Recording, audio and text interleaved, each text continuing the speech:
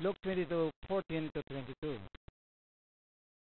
When the hour came, Jesus and his apostles reclined at the table, and he said to them, I have eagerly desired to eat this Passover with you before I suffer. For I tell you, I will not eat again until it finds fulfillment in the kingdom of God. It means we still have a piecemeal and drinks in the kingdom of God in heaven, as we also have a throne and crown. We still have material things in heaven. It is what's called spiritual because everything there is eternal. 17.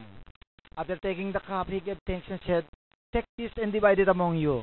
For I tell you, I will not drink again of the fruit of the vine until the kingdom of God comes. And he took bread, gave thanks and broke it and gave it to them, saying, this is my body given for you. Do this in remembrance of me. In the same way, after the supper, he took the cup, saying, this cup is the new covenant in my blood, which is poured out for you. But the hand of him who is going to betray me is with mine on the table. The Son of Man will go as it has been decreed, but who to that man who betrays him? After eating the Passover meal or the Last Supper, the Lord Jesus preached on the Mount of Olives. While he was still talking to his disciples, he was arrested. This is still the third day of the week, or Tuesday evening for us. For Israelites, it's the evening of Wednesday. Remember, evening comes first, sunset to sunset. Luke 22:45-53. When he rose from prayer and went back to his disciples, he found them asleep, exhausted from sorrow. Why are you sleeping? He asked them. Get up and pray so that you will not fall into temptation. While he was still speaking, crowd came up, and the man who was called Judas, one of the 12, was leading them. He approached Jesus to kiss him. But Jesus asked him, Judas, are you betraying the Son of Man with a kiss? When Jesus' followers saw what was going to happen, they said, Lord, should we strike with our swords?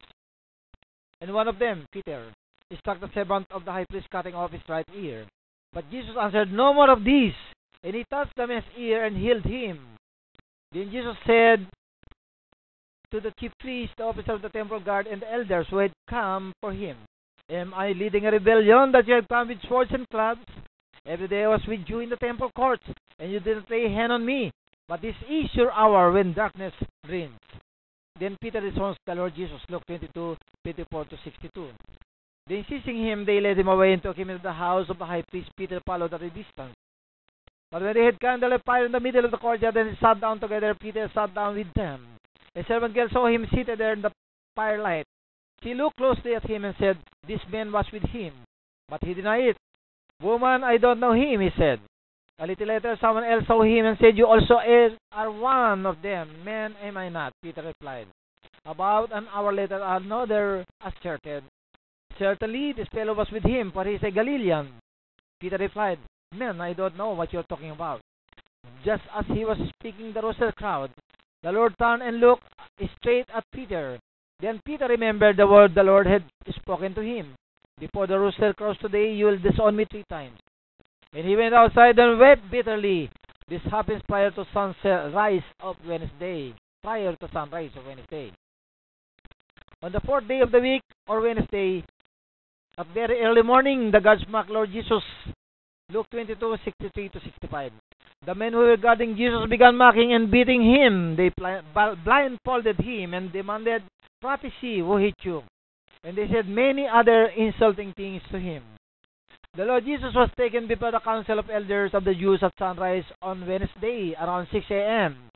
During this era, their works began at sunrise and ends at sunset from Sunday to Friday. Luke 22:66-71. At daybreak, the council of the elders of the people, both the chief priests and the teachers of the law, met together, and Jesus was led before them. If you are the Christ, they said, tell us. Jesus answered, if I tell you, you will not believe me. And if I ask you, you will not answer. But now from now on, the Son of Man will be seated at the right hand of the mighty God. They all asked, are you then the Son of God? He replied, you are right in saying I am. Then they said, why do we need any more testimony? We have heard it from his own lips.